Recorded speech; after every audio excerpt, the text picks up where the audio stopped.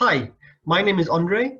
I'm a PhD student at Ghent University, and I will briefly go over a paper co-authored with Marco Pinchetti, a fellow PhD student at the ULB in Brussels. The paper is titled Life Before Super Thursday, Central Bank Communication and the Role of Information Effects. So, in monetary policy, over the past few decades, we have made a lot of progress with respect to identifying monetary policy shocks. It is a hugely important area of study within macroeconomics. However, a recent strand of literature has shown actually that what we had previously attributed to monetary policy can be further decomposed into the monetary policy effects and then also the so-called information effect. Now, information effects are essentially when the central bank releases its own beliefs with respect to the future state of the economy. In terms of trying to identify information effects, there are a few different approaches. However, relying on asset prices, one approach is to take the co-movement between a change in equity prices on the day of the announcement and the change in the interest rate surprise on that day in question. So a negative co-movement, so basically when, for example, equity prices rise and short rates decline, that would be seen as a traditional monetary policy effect. And however, when you have both co-moving in the same direction, so let's say equity prices rise and short rates rise, then that is what we classify as an information effect.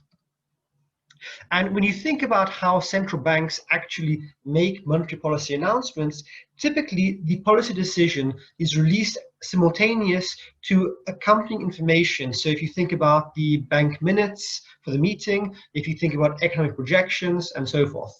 However, the Bank of England, prior to August 2015, would release the policy decision here highlighted in red on distinctly separate days to the meeting minutes in green or the economic projections in blue. And it's only from August 2015 onwards that actually the Bank of England would release everything simultaneously, so more in line with other global central banks.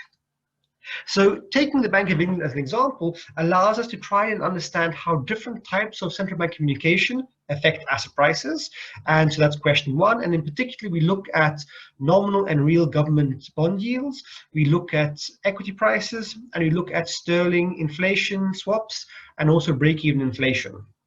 And then we can also try to understand to what extent information effects are important. Do they dominate monetary policy effects or not? And finally, we can use the change in the Bank of England communication strategy as a sort of quasi-industrial experiment. So effectively answering the question, to what extent does the communication strategy itself play a role in how financial markets infer information effects from central bank announcements? So in the first step, we construct three different interest rate surprises, one for each of the communication releases of the central bank. And then what we find is that in each instance, there is a positive and significant response of asset prices to the different communication releases. This in and of itself is not so surprising. However, what is potentially surprising is that the minutes, which are released up to 2 weeks after the actual policy decision itself is released, that the minutes still move financial markets. And equally, what we find is that information effects do dominate. So we find that the response from equities to an interest rate surprise is positive and also significant. And if we use a sign restriction decomposition akin to Matheson and Stavrev or Yarosinski and Karadi, we find that information effects tend to explain up to 70% of the interest rate surprise.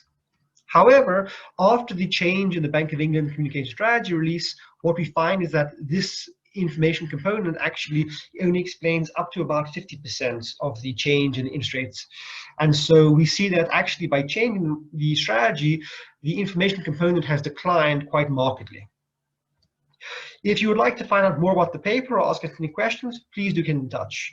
Thank you for listening.